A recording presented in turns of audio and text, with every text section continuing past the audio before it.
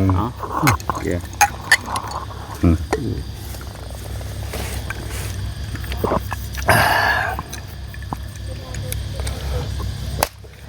ัสดีพี่น้องป้องป่ายจากซ่องของเรียบร้อยพี่น้องซ่องน้องชายของข้าพเจ้านี่เองแหละคนรูปรอมาจากทินแดนไกลพุ่นละมาจาก USA แต่มาปัจจุบันมาพักผ่อนย้อนอารมณ์สัวขาวที่เวียงจันทน์เพิ่นเที่ยวไปมาอันนี้กับผู้หนึ่งเซียวฮักเซียวแพงเซียวฮักสุดหัวใจผู้หนึ่งมาจากทางไกลกันพุ่นละทั้งโรดไอแลนด์นิวยอร์กครับพุ่นละพี่น้องเลยนิวยอร์กครับพุ่นละเพิ่นก็มาสร้างชีวิตบ้านท้ายว่าซั่นซะใช้ชีวิตบ้านท้ายมันสร้างชีวิตบ้านท้ายสิสร้างสิสมกับเรื่องเพิ่นอาณาจักรของเพิ่นยิ่งใหญ่เด้อพี่น้อง4เฮกตาร์มีหนองสาป่าแต่ว่าป่ากับมีหลายได้แต่ว่ามื้อนี้บ่ขาน้อยบ่ขอขาสัตว์ตัดชีวิตให้เขาอยู่แบบธรรมชาติจังน้อยสิบรรยายไปทั่วเบิดอันนี้ก็ขอแนะนำเป็นน้องชายอีกผู้นึงอ่ะนี่อยู่ทั้งอันนั้นยิ้มไปหน่อยยิ้มให้เห็นหน่อยบ่เป็นหยังจะสิถือสากันอันนี้เป็นดาวตลกของเฮาทีมงานของเรียบร้อยพี่น้องมารวมน้ำกันมื้อนี้เดินทางมาพุ่นนะมาแต่เวียงจันทน์พี่น้องก็ไกลเติบ50กิโล10กว่ากิโล50กว่าเซียวค่อยเพิ่นเลือกบรรยากาศที่ว่าเงียบสงบยามแรงได้ยินเสียงกบเสียงเขียดคือที่นี่ได้ยินเสียงแมงอีนี่พี่น้องเพื่อเขาซ่องของน้องชายเขาได้ติดต่อพี่น้องติดตาม YouTube Subscribe เรียบร้อยให้เพิ่นมีกำลังใจไปถ่ายต่อให้พี่น้องเห็นทุกมุมทุกแจของโลกอยากเห็นยังคอมเมนต์มาเลยคอมเมนต์ในช่องนี้มาเลยอยากไปให้เพิ่นถ่ายทำอย่างตอนเขาเฮ็ดนาบ่จังซั่นบุญบั้งไฟเพิ่นไปเบิดนี่จังน้อยจุดบั้งไฟมือแรงแม่นจุดบั้งไฟมือแรงจังน้อยก็สิบางทีคันกินน้ำคลองหลายก็เห็นพญานาคได้ขึ้นในจอต่างหนองพี่น้องติดตามย้อนกลางคืนเด้อคันกินไป4-5ปองเงินพญานาคก็สิเป็นหัวขึ้นมาได้มั้ยนี่อันนี้ก็สิคำว่าเรื่องพญานาคเนาะกับพญานาคบ่แม่นลบหลู่พญานาคยังห้องผู้นี้ลูกพี่เด้อเอาความจริงแต่ว่าตลกหัวมวลพี่น้องคันบ่เว้าบ่ได้หัวก็บ่ได้เอาผัวก็คือว่าเพิ่นว่าล่ะโบราณว่าสังสรรค์กันอันนี้มิตรไมตรีอันนี้ก็น้องฮักกับพ่อเสี่ยวน้องนุ่งทุกคนเด้อที่ว่ามาสละเวลามามื้อนี้ได้มายามรู้สึกมีเอาอาหารกันดีสมเสริญขอบใจน้ำทุกคนแต่แม่นหาเสี่ยวเพิ่นก็อยู่มาอยู่นี่จักปีแล้วเสี่ยว3-4 ปีอยู่นี่4ปีเนาะมีภรรยามันติมีผู้ช่วยอยู่บ่หรือว่ามีผู้ช่วยอยู่ผู้ช่วยเนาะก็จะมานอนโสดตายได้เสียเป็นสายนอนเดียวบ่ได้มันเฒ่าตายบ่ฮู้คันสิตายก็ถ้าจะตายขอให้ตายคาอกดีกว่าตกน้ำตายหน้าอายปลาตายคาเอิกดีกว่าน้องก็บ่มีแขวยังกลัวได้ก็เพราะว่าตลกหลายเติบมื้อนี้แม่นมีแขว50พวง10ปงพวง10ปงก็บ่เป็นหยังมันอย่าว่ากันเด้ออันนี้เกิดใหม่นี่แหละชีวิตคนเฮาบ่มีหยังแน่นอนพี่น้องผู้ใดอยากใช้ชีวิตบ้านท้ายมาอยู่เมืองลาวก็สงบเมืองลาวมีแต่ความสุขในขั้นต่อไปข้างหน้าอย่าลืมติดตามช่องของไอเพชรเด้อกำลังเริ่มใหม่กับน้องสายนี่แหละสิแนะนำให้ว่าเบิ่งเพิ่นหรือว่าจะติดตามเพิ่นบ่ให้กำลังใจเพิ่นเพราะว่าเพิ่นนี่ประสบการณ์เพิ่นหลายอีหลีแต่เพิ่นบ่มีโอกาสFC กันทั่วโลกเพิ่นแล้วอยู่ไทยอยู่ลาวอยู่สหรัฐอยู่ประสบการณ์เพิ่นผ่านมานี่หลายๆอย่างบ่สิว่าเป็นนักศิลปินทั่วประเทศไทยบ่หรือว่าทั่วเมืองลาวทั่วประเทศลาวเมืองลาวแต่ว่าพวกเน็ตไอดอลที่ว่ามีชื่อเสียงดังๆเพิ่นแบบว่ารู้จักหมดเข้าวงการนั้นหมดพยายามติดตามเพิ่นเด้อเพิ่นเป็นคนใจดีดอกคันว่าไปตลาดตะลีเมื่อกี้นี่โอ้ยน้องแม่ค้าก็ลงค่าลมเพิ่นก็เป็นธรรมดาซื้อไปหมดเขาบ่แทนยังไงวะเสี่ยวเป็นคนแนวนั้นเด้อเฮาที่แถมใช่ใจดีขอบใจน้องๆชายเนาะที่แนะนำให้รู้จักกันก็คือว่านั่นแหละก็แม่นก็ว่าอยากเฮ็ดแต่โดนแล้วล่ะแต่ยังบ่ทันมีโอกาสเดี๋ยวนี้ก็มาหาน้องสายเพราะว่าเพิ่นเริ่มก่อนอ้ายฮู้สอนน้องจักปีแล้วบ่ฮอดปีประมาณปีนึงนี่แหละประมาณเฮ็ดเริ่มเฮ็ด YouTube มาก็เฮ็ดลิ่นๆไปเฮ็ดลิ่นไปลิ่นมาแล้วบางครั้งพอเปิดเบิ่งละก็คือว่ามีพี่น้องหรือว่าเขาเจ้าก็มาเข้ารับชมก็คือว่าหลายขึ้นก็คือว่าเฮ็ดไปเลยๆก็ว่าเขาเจ้าก็คอมเมนต์มาให้กำลังใจแนวนั้นแนวนี้เฮาก็คือว่าเขาก็อยากไปเฮ็ดให้พี่น้องเบิ่งซั่นน่ะสร้างบรรยากาศบ่หรือว่าแนวใดที่ว่าเขาเจ้าอยากรู้จักเฮาก็เฮ็ดให้ไปเบิ่งให้เข้าใจบางเทื่อเขาเจ้าสิมายามลาวยามหยังก็ให้เขาเจ้าเข้าใจก่อนเลยๆต้องค คือว่าแล้วเนาะผู้ใดอยู่ต่างเมืองต่างแขวงหรือต่างประเทศหรือต่างทวีปก็ถือว่ามื้อนี้ก็เป็นบรรยากาศที่ดีก็ที่ได้มาพบเสี่ยวฮักอีกครั้ง บ่เขาก็คือเพิ่นคืออ้ายฮักอันนี้ก็เพชรกันอ้ายฮักนี่นะนี่ก็คือ อันนี้ก็เสี่ยวฮักเสี่ยวแพงอันหมู่คู่เพิ่นก็เลยตัดสินใจว่าอยากมายามเสี่ยวกันนะว่ามีอาณาจักรก็เบิ่ง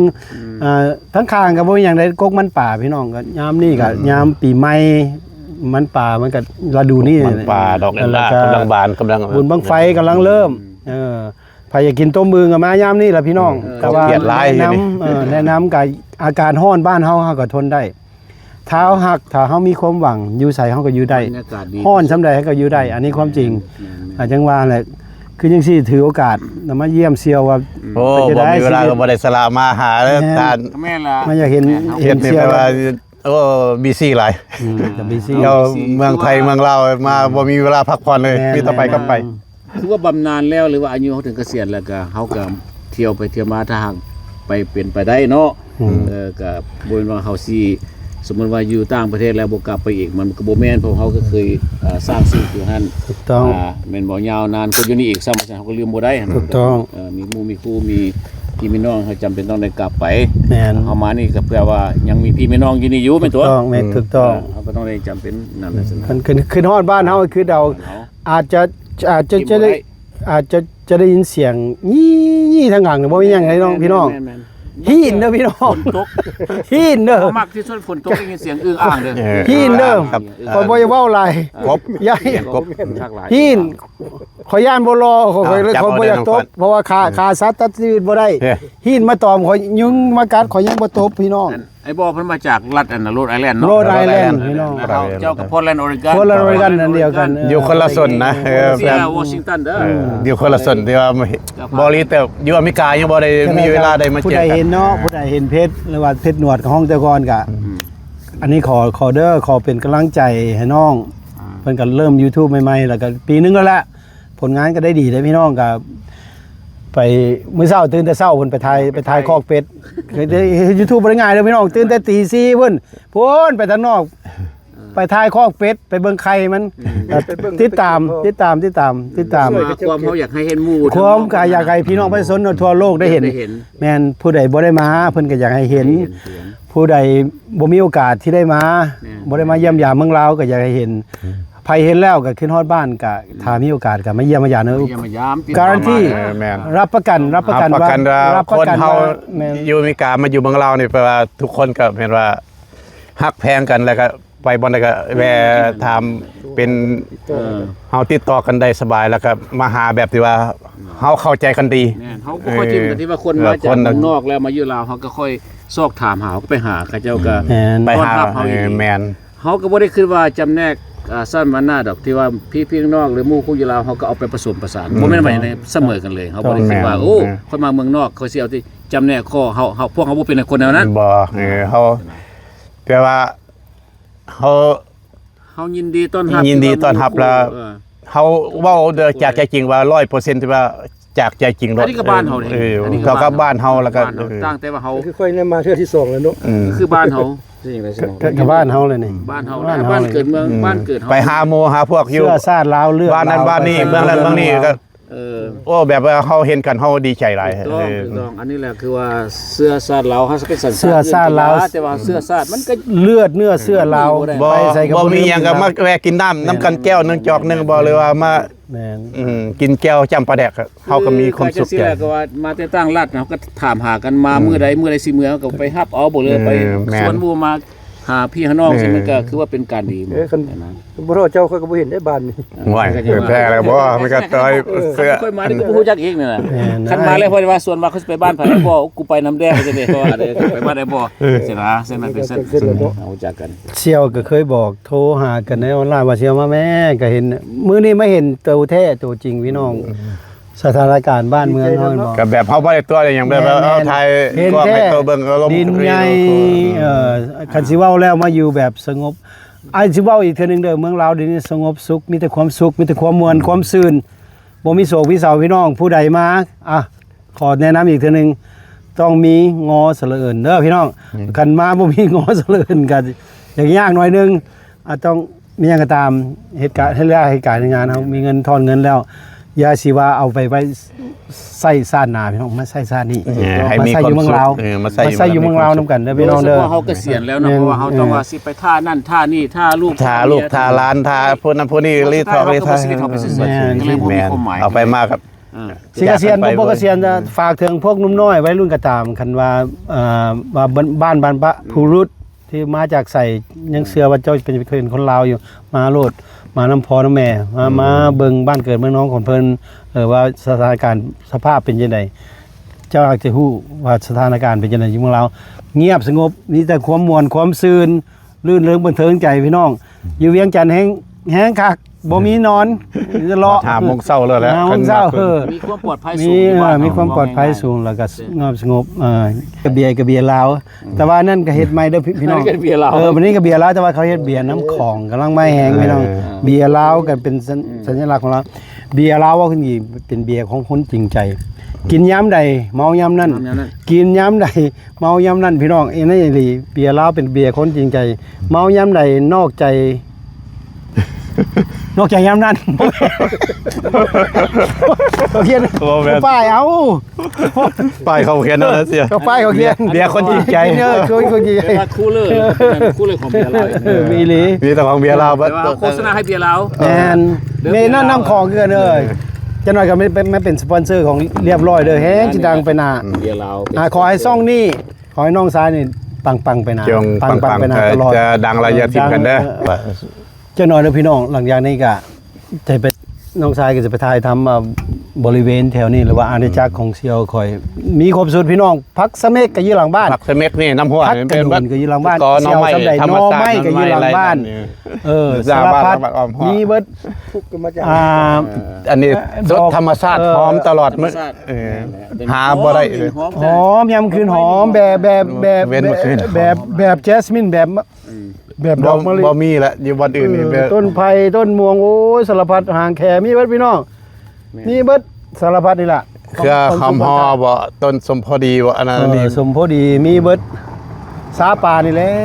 ดาวซ้อนนี่ล่ะบรรยากาศบ้านเฮาเฉพาะน้องข่อยบ่อยู่อเมริกาสัวขาวอยู่พี่8 เดือนอยู่ เอาบ่จำเป็นที่ว่ามีลูลาดอกแต่มีเท่านี้ก็พอใจละเอาความภูมิใจแล้วเฮาอยู่แบบมีความสุขละพอ ค่อยก็บ่ใช้ชีวิตอยู่นี่หลายกว่าอเมริกาแต่เฮาเที่ยวไปเพราะว่าคือว่าเฮาบ่ลืมอเมริกาเพราะว่าคือว่าเขาเจ้าให้บ่นอยู่บ่กินเฮาบ่ลืม แต่ว่าแม่นอยู่ 1 2 เฮาอยู่นี่อายุ40ปลายปีหรือ20ปลายปีเท่านั้นเฮานี่จากบ้านเฮาไปอยู่เพิ่น4-50 ปี อันนี้ บ่ลืมบุญคุณ แม่น ต่างประเทศอเมริกาเพราะเฮาเคยไปอยู่เพิ่นแต่อายุนุ่ ถู ม กต้อง ๆไปน้อยๆ ถูกต้อง เฮาบ่ลืมบุญคุณเพิ่นให้บ่นอยู่บ่กินว่าซั่นไป อันนี้เป็นทินกำเนิด แล้วเฮาก็บ่ลืมบ้านเฮาอีก บ่ลืม อันนี้เป็นดินที่ดิน ถึงสิเป็นยังไงเขาได้มาเหยียบบ้านเฮาได้มาเหยียบดินบ้านเฮาโอ้มีความสุขใจแม่นบ่เสี่ยว แม่นๆ มึงไปปากเซดอนแดงเอา ถูกต้อง โอ้แม่นว่าเฮา ทินกำเนิด ถึงเฮาบ่มีหยังก็อย่าเฮาไปฮอดดินบ้าน ถูกต้อง เ ภูมิใจที่เห็นกลับขึ้นมาอีก อันนี้เขาว่าทินกำเนิดบ้านเกิดเมืองนอน บ้านฝั่งสายแฮบ้านแพสายบือบ้านพื้นปะอ้อมเพิ่นไปอยู่ใส่ก็ยังบ่ลืมทินนั่นพอบ่เพิ่นฝั่งสายแฮอยู่หั่นก็บ่ลืมแม่น ครั้งแรกนี่ซาประสบการณ์ค่อยอันน่ะ1,900ก็สู่คนมาถึงเวียงจันทน์ใหม่ๆน้ำตาเขาจะลงเลย ปี80ปลาย น้ำตาเขาลงเงา 87เฮาบ่คิดบ่คันว่าสิได้กลับมาเมืองลาวอีก แม่น เฮาไปตอนปี79 80ไปฮอดอเมริกา กลับมาพอดีเฮาแม่เฮาไปปี84พอดีลูกสาวเฮาเกิดปี84ไปบัดนี้ได้3ปี4ปีเฮากลับมายามเนาะโอ้มาฮอดดินลาวเฮาบ่คิดว่าเฮาสิได้มาเหยียบดินลาวอีกนะตีนวิดดินไปแล้วโอ้บ่จักว่าสิเป็นหยังแม่นบ่ ว่าสิบ่ได้กลับ ภาษาเฮาก็บ่เก่งแล้วไปสิเฮาไปเฮ็ดหยังวีซ่าเฉพาะเขาก็บ่มีไปฮอดห้วยกับแบบบ่จักหยังเลยสปอนเซอร์เอาไปใส่ก็อยู่บนหัน กันเว้าเรื่องนั้นกันทุกคนอยู่สหรัฐอเมริกาฮู้รายละเอียดผู้ใดก็เป็นคือกันเอาหันมาจังซี่ซะหันมาบรรยากาศกกเสเมกเนาะพี่น้องตามนี่เห็นบ่ นั่งอยู่กับเหยียบนี่ที่ข้าง นี่เว้าความจริงเห็นบ่นี่พักเสเมกเลยนี่สดๆนี่บางทีเซียวขอยอาจจะเหี่ยวใส่ก็บ่เป็นหยังมันเป็นสมุนไพรเด้อพี่น้อง สมุนไพรเงียบ ปก ดิ ติ กินสดอันอยู่รอฮอดเต็มเบิด แม่น เสียว เต็มแต่พักเสเมก ต้นใหญ่ก็มีต้นน้อยก็มีทางหลัง ถ้าผมอยู่อเมริกาดิ รายได้เขาเต็มเพิ่น ขายแต่ผักเสม็ด ขาย ก็ ผัก พอ เสม็ดก็พอ ขายผักเสม็ด กับนอคา แล้ เนี่ วย แห้งแล้วขายผักเสม็ด กินกับปนกบก็แซ่บพี่น้องแกงน้ำมันก็แซ่บอีหลีอันนี้ผักเสม็ดมีแต่ปลาแซ่บผักเสม็ดทั้งเบิดซื้อดินดอนนี่ก็ป้อก็หลายเจ้าหน้าสิโซฝีมืออีกสิโซฝีมือมื้อนอนนี่เฮ็ดก้อยแซ่บได้ ก้อ นี่ ยแซ่บ ตำบักทั่วก็แซ่บได้นี่ ตำบักทั่วก็ เสียได้แซ่บเสี่ยวกินกับน้องชาย อั กิ น น นี้ มื้อ เรา นี้ เป็นคนที่ โอ้ ว่า แปลว่ามันคุกแน่น เรา อน เป็นเน็ตไอดอลกับว่าแม่น แล้วก็ยังเฮ็ดแบบ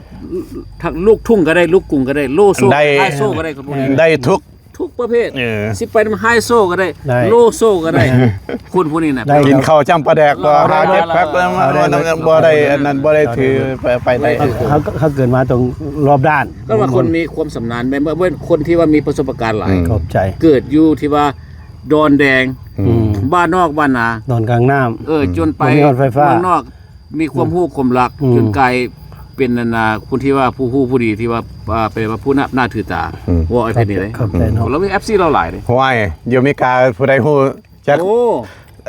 สหายเพชรเป็นวันธรรมดา ธร แล้ว รมดาแล้ว ก็ขอบใจเนาะที่มี FC ทั้งไทยทั้งลาวก็มื้อนี้คันไปเป็น FC ก็ขอแนะนำเด้อติดตามช่องน้องชายขอเรียบร้อย L เสิร์ชกดไปเลยเรียบร้อย LIAP อืม LOI เด้อ เรียบร้อยคันเจ้าเขาไปหันเรียบร้อยทุกคน โลด อืม บ่นานแล้วก็สิมีซ่องเจ้าออกมาแล้วก็ซ่องไอ้บ่ต่อไปแล้วก็ซ่องกันท่านแล้วก็สิสเหล่านี้เพราะว่ามันต้องมีมันต้องเกิดมันต้องเกิด ต้องคิดซื้ออัน พ่อใหญ่เพชรบ่ พ่อใหญ่เพชร นี่เพิ่นยังบ่ทันมีชื่อว่า เพิ่นยังบ่ ยังคิดว่าถ้าหากว่า เดี๋ยวแนวใดซื้อเชียว กำลังคิดอยู่สิไปบวงสรวงกันไหม ถ้าหากว่าพี่ๆน้องๆหรือว่า FC เนาะ เฮ็ดซ่องเนาะ มีชื่อใดชื่อหนึงอันที่ว่า ที่ว่า ส่ง เห เข้ามา มาะสมกับสหาย ส่งเข้ามานะส่ง ขออัน ส่งเรียบร้อยเด้อ สิ แข่งขันเข้ามาวันสิเลือกได้ ก็ได้เพราะว่าเฮาสิได้บอกเพิ่นว่าตัวนี้เหมาะสมตัวเฉพาะ FC เฮาส่งมาว่าอยากได้อยากส่องแนวนั้นนี่เพราะว่า แม่น เพิ่นซื้อเพชร คันน้องซ้ายขอยเลือกซื้อให้ขอยก็ได้เอาซื้อนั่นผู้ใดที่ว่า มีความ อันนั้นนะ คิดเห็น ผู้ใดที่ว่าอันนั้นส่งซื้อมาแล้วน้องซ้ายขอยเป็นผู้เลือกขอยสิแถมพักสะเมฆให้3มัด แม่ พักกระโดดให้2มัดพี่น้องทั่ว แถมของบ่ได้ซื้อ ของแท้ค่ากันเป็นกอมาคุดเอารถ มาคนเอารถเดี๋ยวนี้ หัวสิไข่คือพุ่นเต็มอยืดลัง ใส่ออมส่วนอยู่ ลังกล้องจะเอาไปได้หน่อไม้กับบ่ได้เอิดพี่น้อง หน่อไม้ไล่หลาย กิน เดี๋ยวนี้ เออ แกงหน่อไม้ไล่นี่ สนุกกินนี่แหละ น้ำแกงหน่อไม้ไล่นี่ ดีใจเชียวที่มาใช้ชีวิตบ้านท้าย มันก็บ่ไกลจากตัวเมือง แอันนี้ก็หนุ่มประเสริฐได้ฮู้จักแต่มือเกิดบ่ฮู้จักมือตายพี่น้องจังซี่แหละมือเฮาบ่ฮู้ยังบ่เรา เฮาก็บอกเสี่ยวมาแม่มีความสุขหน่อยนึงก็มาเดือน1 2เดือนตัวมีเวลามารถบ่ทาตอนนั้นตอนนี้เสี่ยว ไอ้บอลเราก็ คำว่าความสุขมีได้น้อยนึงก็ยากมันเนาะ แม่น ขอให้มี ขอให้มีมื้อนี้ก็มีปิติยินดีสมซื่นที่ไม่ได้พ่ออีกเสี่ยวผู้หนึงก็เสี่ยวของเสี่ยวของสำลี บ่ขึ้นมาฝันเลยนะ บ่ พ่อ ขึ้นมาฝันกาเสี่ยวสำลีก็ได้จากโลกนี้ไปแล้ว ซื้อสม ซื้อสมเสยไสสนะจากดิจิตาแคนซัสของเราแล้วเพิ่นก็มีมาบำนาญอยู่พี่น้องแต่ว่ามื้อนี้ก็มาโสดอีหลีมีแต่โสดทั้งเบิด โสด3 โสดแท้โสดว่าพี่น้องโสดทั้งโสดอีกมื้อนี้ก็รายการของน้องสายเนาะเรียบร้อย บรรยากาศอ้อมๆบ้านเพิ่นก็น่าสนใจเนาะก็ว่างามดีเป็นแบบคล้ายๆธรรมชาติมีทุ่งนามีป่าไม้แดงอันนี้เป็นบ้านนั่นน่ะบ้านมันใหญ่บ่ บ้านนาเลิศ บ้านนาเลิศบ่ โอ้บ่นะบ่แม่นนาซ้อนเนาะ นาเลิศ โซนบ้านนาเลิศก็มาจากทางเลข13ใต้เข้ามาทางนาซอนเนาะ เข้าทางนาซอน ประมาณ มอซอนนาซอน กิโลจาก5กิโลเมตรบ่ ประมาณ5กิโลแล้วเป็นทางปลูกยางมา เอาวันนี้คือว่าเพิ่นมาใช้ชีวิตอยู่นี่เนาะอยากให้เพิ่นพาไปเลาะเบิ่งว่าบ้านเพิ่นเฮ็ดหยังแดจังไดแดก็เอาพาไปเที่ยวริมดู เพิ่นอยากพาไปกินลมชมวิวกินลมชมวิวกับไม้สาป่า มีสา นี่ ป่า ล่ะชีวิตบ้านท้ายก็เป็นจังซี่ล่ะพี่น้องเอ้ยชีวิตบ้านท้ายสิเอาสำใด ดันลูลาดอกแววเงินเป็นตูบเป็นตลาด ดูลาแท้เนาะจะมีพุ่นมีทั้งตูบน้อยพุ่นน่ะพี่น้องเอ้ยตูบน้อยๆพุ่นน่ะตูบน้อยคอยหักตูบน้อยคอยหักกันนี่อันตูบใหญ่ก็สิเป็นก็คอยเรื่องมันแรงกันคอย ไปอยากไปเบิ่งว่า โอ้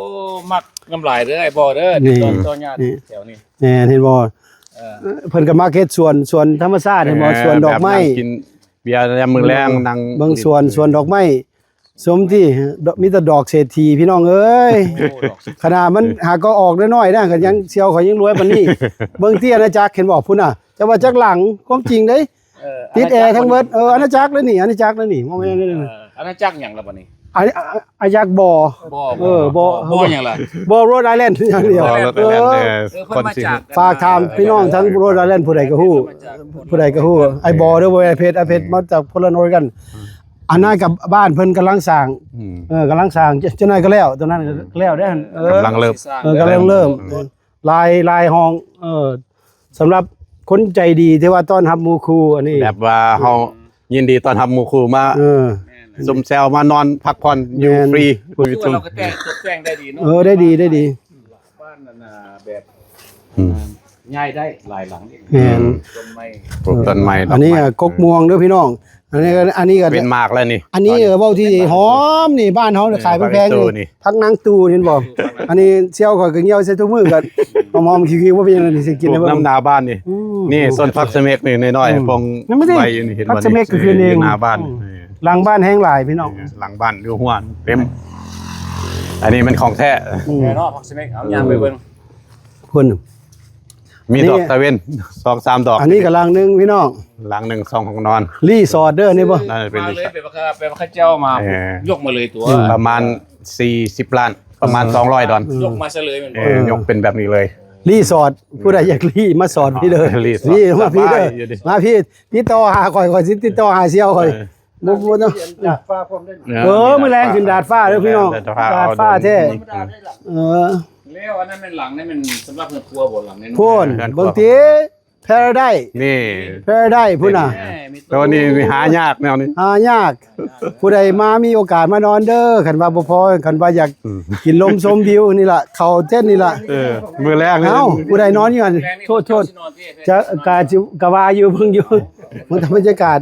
มื้อนี้ข่อยมื้อเช้าโซฝีมือข่อยเฮ็ดอาหารข่อยสิคั่นก้อยคั่นก้อยบางทีอาหารเห็นบ่พักก็เบิ่งที่สารพัดพี่น้องพักสะเม็กพักกระโดนนี่กระโดนเห็นบ่ แท้ตัวนี้นะ อยู่อเมริกานี่ยอดนี่5ดอลพี่น้อง หายากหา อี ที่ หลี ของเสีย อีหลีเบิ่งพักนางตูที่พี่น้องเอ้ยเก็บอยู่หลังบ้านพุ่นครับเก็บหลังบ้านพี่น้อง สิฟ้าเป็น บ้าน พักนางส่วน เอ้ยมาแข้งนี่ก็อยู่หลังบ้านนี่ก็หลังบ้านนี่หลังบ้าน หลังบ้านเฮานี่แหละ พุ่นหอมปอมสารพัดพี่น้อง แต่มือคกมาแต่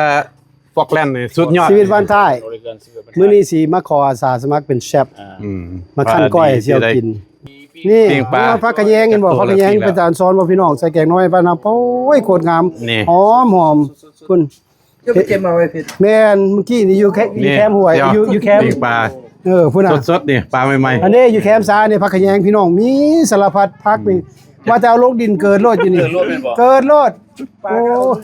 ปลาก็อยู่ในหนองนี่ล่ะ ๆ นี่ แหจังหน่อย แห ไอ้เสี่ยวเพชร เซลอุดมสมบูรณ์ปานใดพี่น้อง ผู้ใดอยากใช้บรรยากาศอยากใช้ชีวิตวันท้ายมาเด้อพี่น้องนี่ก็บักเขือกบักเอิกนี่บักเอิกอันนั้นก็บักฮุงกำลังเกิดปักหยังลงก็เกิดเบิดพี่น้องอันนั้นก็ต้นมันป่าบ่ดอกกำลั สุ ง ดยอดตัวนี้ แล้วก็มีสาวน้อยนั่งคอยอ้ายอยู่เป็นแล้วน้องดาว ในโลกหาผู้เดียว น้องดาวสาวสวรรณเกตกันเองเด้อลูกหลานผู้ใดเบิ่งกันหน้ากันเด้อพี่น้องเขาสิแนะนำให้หนูเมื่อกี้พักอีตูอยู่3เมื่อกี้ มัน บอก ของ เมื่อกี้ มันแท้เด้ พักนางตูได้นี่หอมอีหลีกาซีเม็นเหี่ยวขึ้นเจียวก่อยละยังๆว่านี่ ก็บ่แน่ใจเนาะเนาะบ่เชื่อบ่ หอมอีหลีหอมอีหลีพี่น้อง กินกับหยังก็ตำ ตำบักทั่ว สุดยอดบ่ โอ้สุดยอดแซ่บๆพี่น้องหอมอีหลี แต่ว่า พัก เจ้า นั้นตัว ก็ดุได้เนาะสิว่าเนาะมาอยู่ลาวนี่ก็ได้ บ่ เนาะ รู้ก็บ่ได้เด้เนาะ บ่ดูบ่ได้เด้ พอ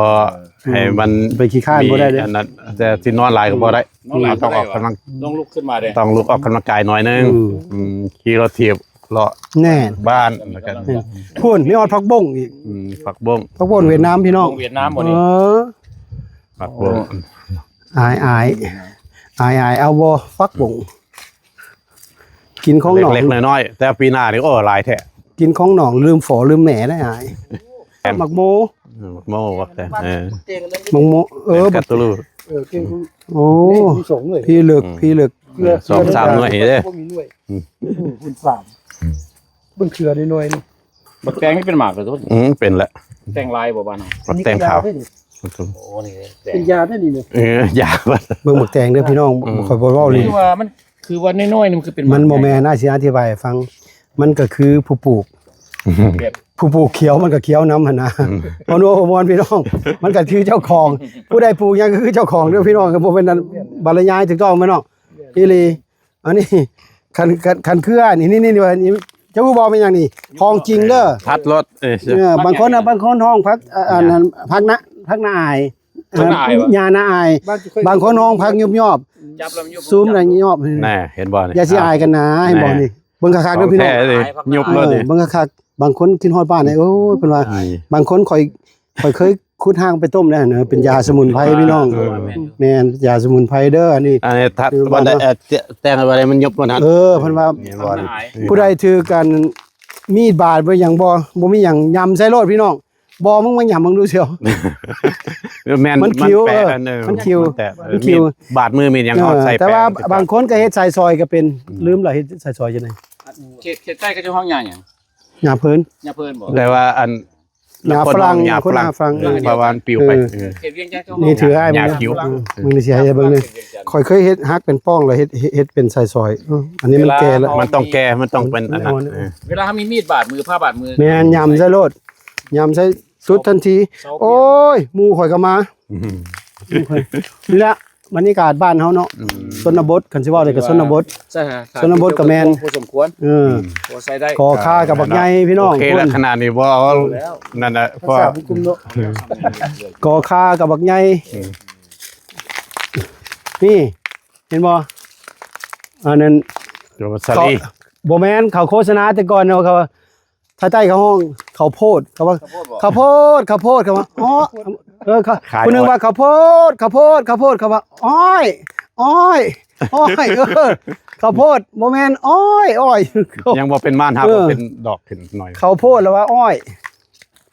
นี่สารพัด ว่าสิใครจังไรขึ้นเต็มอ้อม พูดน่ะก่อคาก่อคิงพี่น้องปลูกตามธรรมชาติเกิดเอง แต่ว่านั้นมีดอก สุดยอด ทุกอย่างกำลังเริ่ม มื้อนี้มีพิธียีหลีน้ำเสียวที่ว่าเฮ็ดได้ทุกอย่างเนี่ยสิเป็นบรรทัดเด้อเสียวเด้อ ตอนนั้นแหละ ขออยู่ดีมีแฮง เอาขอบใจตัวเซียวที่ว่ามามื้อนี้ก็เอาปลาตัวใหญ่มาก้อยกินแซ่บ โอ้ยตึกอยู่ แน่นอน ตึกอยู่หลังบ้าน ตึกอยู่หลังบ้าน โอ้ยสบายขอบคุณขอบใจเสียวให้ตัวอยู่ดีมีแฮงโอ้ยเลี้ยง ของธรรมชาตินี่เลี้ยงมีหลาย พักตำนินบ่หั่น บ่ พักหยัง เขาห้องหยังบ้านตัว พักห นี่ ยัง ว่าเบิ่งมากกว่านี่ อันนี้บ้านค่อยเอิ้นส้มพอดี แม่นแล้วสมพอดีล่ะ ตัวนี้ พักตำนินเสียว มันบ่แม่น โอ้มัก มันมีหน่วย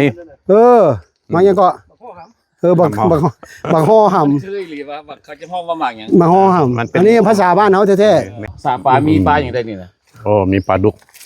ปลาคอบ่มีปลานิลปลา ข้อบ่มี ปลาเข็ง ถ้ามันมีปลาคอมันอันตรายวะ มันกินปลา ๆ น้อย กิน บัด ปลาทุกชนิดเนาะ ปลาน้อยมื้อ เขาบอกว่าดอกอันนี้ละธรรมชาติแท้ๆแต่ว่าอันคันสิเว้าเด้อเนาะพี่น้องคันทำมายามเดือน11อาจ